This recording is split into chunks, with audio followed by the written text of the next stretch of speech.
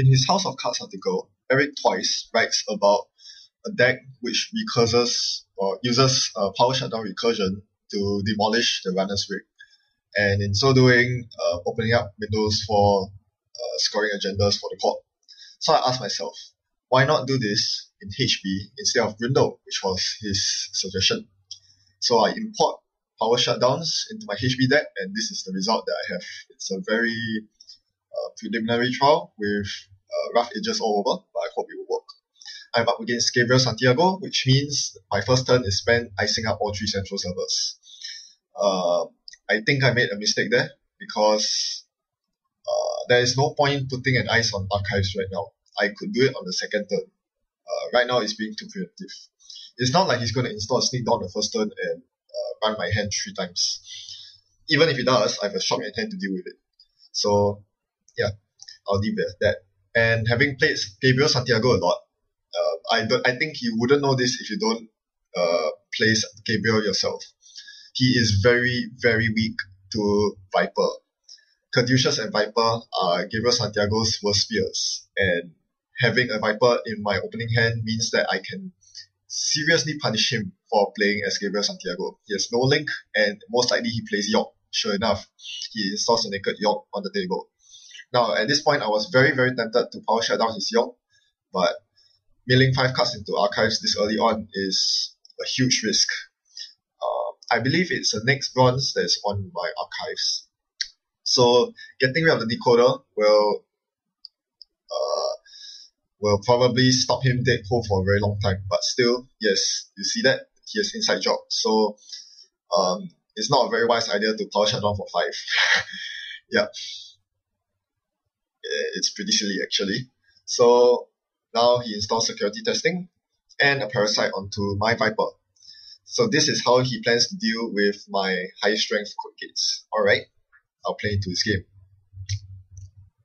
Meanwhile, I have a Mother Goddess on my remote server.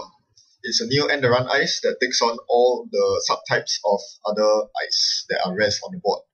Currently, that's only code gates, but that's no problem because the only code gate I have out, because Mother Goddess is a 4 strength ice, so even his York cannot deal with my Mother Goddess. So it's a very relevant ice right now.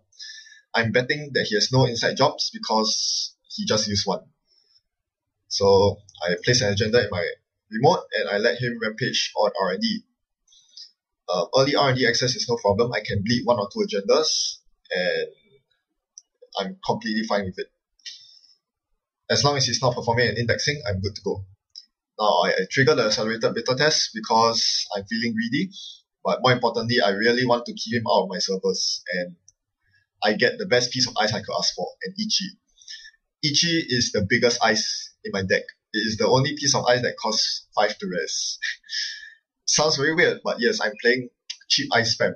So seeing that Ichi was a huge boon. The only downside, yes, I milled a Project Wotan into archives. So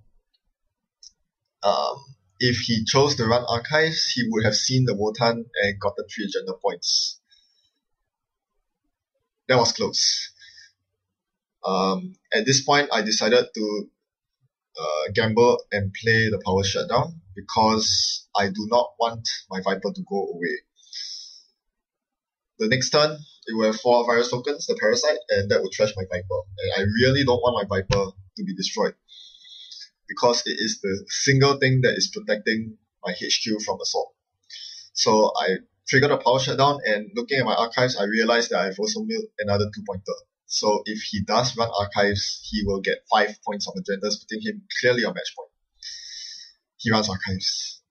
But that's a security testing run. I'm hoping beyond hope that he doesn't run it normally, and sure enough, he doesn't check it. That is a huge mistake by him. He definitely should be checking archives. Now, I'm completely sealing him off archives because I draw into the rotor turret. I got very lucky that any discerning runner would have ran archives and scored that many points. Only punitive counter-strike would save me at that point. So, with a rotor turret guarding archives and shots inside to boot, I'm feeling pretty good right now. And another good thing about playing HB is that you are just spamming ice all over, making it impossible for him to benefit too much from security testing. Right now, he's forced to go to my remote to security test, which I'm fine with for now. Soon I will close it off. It's the Mother Goddess server. And right now, Mother Goddess is a Bioroid, a Code Gate, a Barrier, and a Sentry. So, actually, he still can't break through it. All he has on the table is a Yogg. He's taking very long to set up. He's getting a lot of economy out, but no breakers.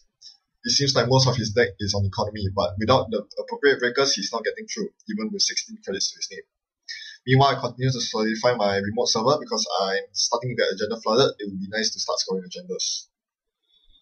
At this point, Jackson Howard, even if I draw into it, will not help me deal with agenda flooding because my archives itself is agenda flooded. And sure enough, I draw into the Jackson. I attempt to bait him into a run, inside job or otherwise, into the remote server so that he will waste his time getting through to the Jackson when I can simply trash it. He plays his Corroder, and yeah, he's targeting the weaker server, which I always do with Gabe. That would be R&D.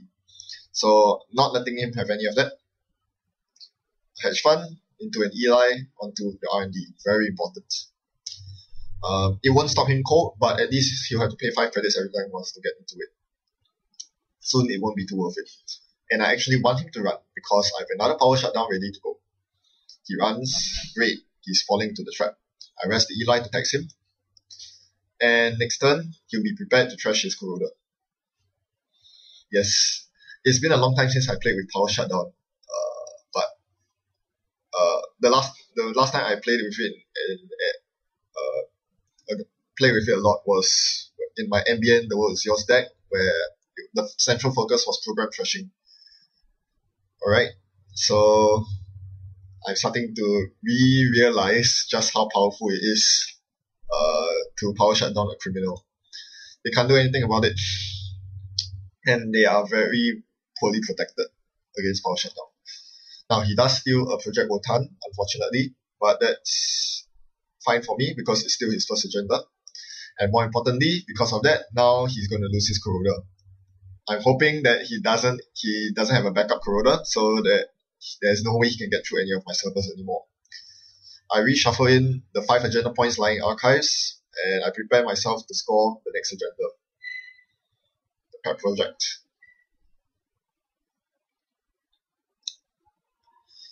Alright, looks like he has a backup plan of his own. With Deja Vu, he's able to recurse his Corroder. I believe the Deja Vu is more intended for recursing Count Siphon. That is why he's so intent on getting through HQ. But well, in this emergency situation, he was forced to use Deja Vu for Corroder instead. Now, I only have one piece of ice in archives and HQ combined. So there's no way I'm going to be able to sneak an agenda out. Instead, what I do is to reinstall a shock. I believe he will run there, but he doesn't. So unfortunate for me. Oh well, that's fine. The Adonis can go in there. I draw another card and it's another Adonis. So fantastic. 2 Adonises ready to go in both my remote servers. There is no way he's going to be able to trash them. I mean, he might be flush on credits, but once again, he doesn't have the most breakers. And the best thing is, I have yet another power shutdown ready to rev. So if he does run, which he does, that Corroder is going into the bin once more. It's really not worth it for him to be seeing only 1 card each time. If he perform an indexing run right this turn, things might be different. But instead, he is wasting his time and money on single card access, which is very inefficient at this stage of the game. And it's about to get worse. He then attempts to gain free credits. I say no. And here come the Adonises. And there goes the Corroder. He's probably very annoyed at this point, but hey, as Eric twice aptly put it, if the courts have reason to be annoyed at Siphon recursion, runners should have equal reason to be annoyed at power shutdown. It's recursion. It's a very valid strategy and it's a pretty good one. I also have 3 archive memories in my deck to recycle the power shutdowns, but none of them appeared this game. Alright, so he tries a desperate siphon by clicking through Ichi. I was wondering what was up with that because there's no way he's going to break through the Viper with only a York, but he told me that he was going to let the tracers fire off. So, never mind. Eli. That should stop you.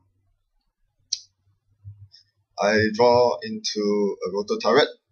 By now, we are in the late game and Mother Goddess is pretty worthless. The reason why I use Mother Goddess in this deck is simple. I'm using 6 Nyx Ice. Mother Goddess can serve as an additional Nyx Ice, but in this game, I'm not looking to spam Nyx Ice. In this game, I'm just looking to keep the runner out. Because his rig is so fragile, all I need is a single sentry, decoder, code gate, and barrier to keep him out of the server. So Mother Goddess isn't really needed right now. Instead, I can start scoring my next agenda in a very secure remote because it has a next bronze, I believe a next silver, and a rotor turret, one of each, as I said. He won't get in. There's no way. So he frantically draws out for cards and he shows me the other weapon he has in his arsenal, an Ice Cover, splashing 3 whole influence for it. I'm not a fan of splashing Ice Cover in Criminal because it's very expensive and it's a resource. So if you are playing Siphon Tech Me, your Ice Cover is going to be blown up. Then what's your backup plan for 4 strength ice? You don't have any. So I'm ready to. I'm 1 turn away from winning the game. I have 5 agenda points scored and an ABT in the remote. He still decides not to contest the remote. Instead, he goes for the Siphon by famming my Eli. So yeah. And he clicks for credits, probably because he's going to Siphon next turn, but too little too late, I win the game.